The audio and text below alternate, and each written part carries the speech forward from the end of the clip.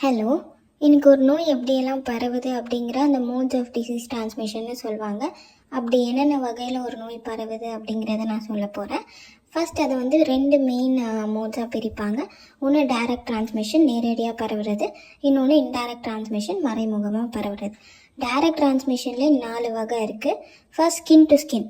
நீங்கள் வந்து அந்த பேஷண்ட்டை டச் பண்ணுறதோ க்ளோஸ் கான்டாக்டில் இருந்தீங்கன்னா உங்களுக்கு அந்த இன்ஃபெக்ஷன் லார்ஜ் டோஸில் அஃபெக்ட் ஆகும். அப்போ உங்களுக்கு வந்து அந்த இன்ஃபெக்ஷன் உடனே உங்களுக்கு வர்றதுக்கான வாய்ப்பு இருக்குது. அப்படி ஸ்கின் டு ஸ்கின் கான்டாக்டில் வரக்கூடிய நோய்கள் வந்து லெப்ரசி, ஸ்கின் இன்ஃபெக்ஷன், ஐ இன்ஃபெக்ஷன், அந்த மாதிரியான நோய்கள்.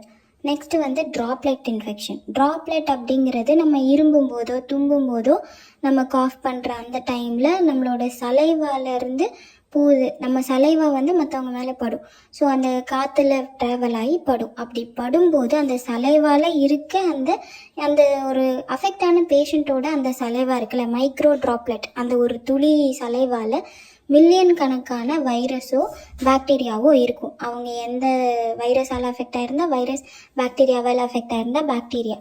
ஸோ அந்த பேத்தோஜன் என்ன ஆகும் அப்படின்னா உங்கள் மேலே பட்டால் அது உங்கள் ரெஸ்பிரேட்டரி ட்ராக் வழியாகவோ வாய் வழியாகவோ நீங்கள் இன்ஜெஸ்ட் பண்ணிங்கன்னா அந்த நோய் உங்களுக்கு வர்றதுக்கான சான்சஸ் இருக்குது. இது ரொம்ப அதிகமாக எப்படி இருக்குன்னா 30 to 60 சென்டிமீட்டரில் இருக்காங்க ஒரு நோயாளி பக்கத்தில் நீங்கள் 30 to 60 சென்டிமீட்டரில் இருக்காங்க, அவங்க உங்களை பார்த்து இரும்புறாங்க அப்படின்னா உங்களுக்கு வர்றதுக்கான வாய்ப்புகள் அதிகமாக இருக்குது. இதுக்காக தான் நம்ம கோவிட் டைமில் கூட எல்லாரும் மாஸ்க் போட்டோம். இந்த மாதிரியான வழியாக பரவுறது தான் ட்ராப்லெட் இன்ஃபெக்ஷன். இது இன்னொரு முக்கியமான இடத்துல எங்கே ரொம்ப அதிகமாக பரவும் அப்படின்னா வென்டிலேஷன் இல்லாத இடத்துல, காற்றோட்டம் இல்லாத இடத்துல. நீங்கள் ஒரு பஸ்ஸில் போகிறீங்க, அந்த பஸ்ஸில் ஒருத்தவங்களுக்கு உடம்பு சரியில்லை, அவங்க உங்களை பார்த்து இரும்பிகிட்டே இருக்காங்க உங்கள் பக்கத்தில் நின்று அப்படின்னா உங்களுக்கு நீங்கள் அந்த பேத்தோஜனுக்கு, அந்த கிருமிக்கு நீங்கள் எக்ஸ்போஸ் ஆகிறீங்கன்னு அர்த்தம். ஸோ உங்களோட எதிர்ப்பு சக்தியை பொறுத்து உங்களுக்கு நோய் வர்றதும் வராததும் இருக்குது. மூணாவது வந்து கான்டாக்ட் வித் சாயில். மண்ணில் அந்த டிசீஸ் காஸ் பண்ணுற பேத்தோஜன் இருக்குது, அதை நீங்கள் வந்து தொடுறீங்க, அது மூலமாக உங்களுக்கு பரவுது அப்படின்னா கான்டாக்ட் வித் சாயில் மூலமாக வர்றது. அழுகி போன வெஜிடபிள்லாம் இருக்குது, அதெல்லாம் வந்து நீங்கள் தொட்டிங்க, மண்ணில் இருக்க ஏதோ அழுகி போச்சு அதை நீங்கள் தொட்டிங்கன்னா அதுலேருந்து உங்களுக்கு வர்றது. எக்ஸாம்பிள் வந்து டெட்டானஸ் அப்படின்ற அந்த இன்ஃபெக்ஷன் வரும். அடுத்தது வந்து இனாக்குலேஷன் இன்டு ஸ்கின் ஒரு மியூக்கோசா, அதாவது வந்து ஸ்ட்ரெயிட்டாக ஸ்கின் அப்படியே நம்ம ஸ்கின் வழியாக போகிறது. எக்ஸாம்பிள் பார்த்தீங்கன்னா வந்து டாக் பைட். இப்போ ஒரு நாய் வந்து கடிக்குது, அந்த நாய்க்கு ரேபீஸ் இருக்குது, ரேபீஸ் இருந்து அந்த நாய் மூலமாக அந்த பைட் மூலமாக உங்களுக்கு ரேபீஸ் வருது அப்படின்னா அதுதான் வந்து இனாக்குலேஷன் இன்டு ஸ்கின். ஸ்ட்ரெயிட்டாக வந்து உங்கள் ஸ்கின்லையே அந்த எந்த காஸ் பண்ணுற பேத்தோஜனை வந்து பொறுத்துறது. அந்த எக்ஸாம்பிள் இந்த ஹெப்பாட்டிட்டிஸ் பி வைரஸ். அது எப்படின்னா கண்டாமினேஷன். இப்போ நீங்கள் ஊசி போடுறீங்க, அந்த ஊசி வந்து யூஸ் பண்ண ஊசியே வந்து மாற்றி உங்களுக்கு போட்டுட்டாங்க, அது கண்டாமினேட் ஆகிருந்தால் ஹெப்பாட்டிட்டிஸ் பி வரும். நாய் கடிச்சா உங்களுக்கு வந்து ரேபீஸ் வரும். அந்த மாதிரி இதுதான் வந்து டைரக்ட் டிரான்ஸ்மிஷனோட 4 வகைகள். Next indirect. இது 4லுமே நீங்கள் டைரெக்டாக ஒரு அந்த பேத்தோஜனுக்கு நீங்கள் டைரெக்டாக நீங்கள் வந்து எக்ஸ்போஸ் ஆகிறீங்க. இன்டைரக்டாகவும் 6 வகைகள் இருக்குது. அதுலேயும் 4 வகை இருக்குது. ஃபர்ஸ்ட் வந்து வெஹிக்கிள் பார்ன். இது வந்து உயிரில்லாத ஒரு பொருள், ஆனால் அந்த பொருள் மூலமாக உங்களுக்கு வந்து அந்த கிருமி உங்களுக்கு வர்றது தான் வந்து வெஹிக்கிள் பார்ன்.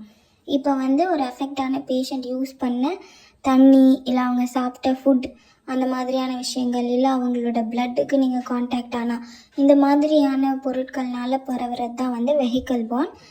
வாட்டர் ஃபுட்லாம் சாப்பிட்றதுனால வர்றது வந்து டைஃபாய்டு, காலரா, அந்த மாதிரியான டிசீஸ். Next vector born.